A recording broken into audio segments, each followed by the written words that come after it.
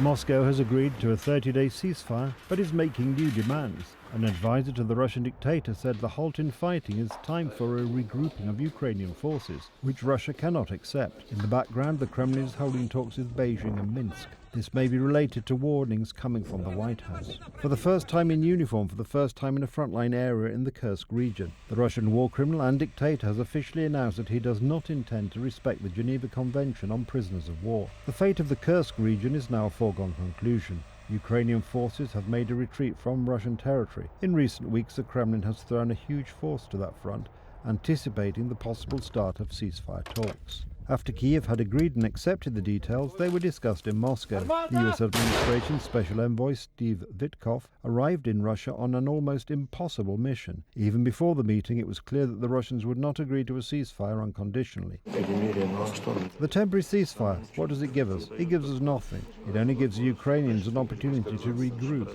gain strength, and continue doing the same. On top of that, according to unofficial information, the Kremlin was to present a list of demands with the removal of President Zelensky and the withdrawal of Ukrainian troops from Donbass and Luhansk at the top. So far, it is not known whether such conditions were discussed with Washington's envoy. We agree with the proposals to cease hostilities, but we proceed from the fact that this cessation should be such that it would lead to a long-term peace and would eliminate the original causes of the crisis. Does this mean agreement? For now, it's unclear. The ball seems to be back in the United States court. Donald Trump has stated unequivocally that Moscow's failure to accept the ceasefire plan will mean increased US support for Ukraine and a continuation of the fighting, in addition to which the White House may also hit Russian interests directly. I can do things financially that would be very bad for Russia. I don't want to do that because I want to get peace. I want to see peace, and we'll see. But in a financial sense, yeah, we could do things very bad for Russia. It would be devastating for Russia.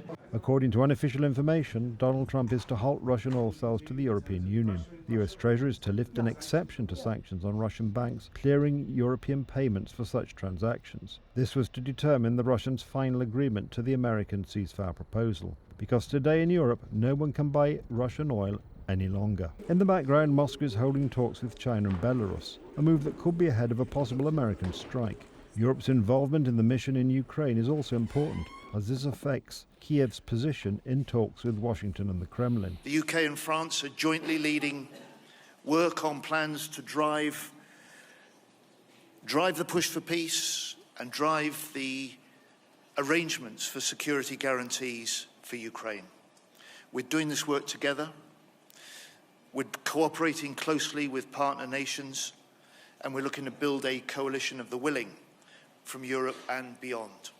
Moscow, in a now familiar hysterical tone, has just announced that the incursion of any army into Ukrainian territory will mean that the country will join the war with full consequences. However, the statement forgot to add anything about North Korea, China, Iran and Belarus as active, Moscow-supporting participants in the attack on Ukraine.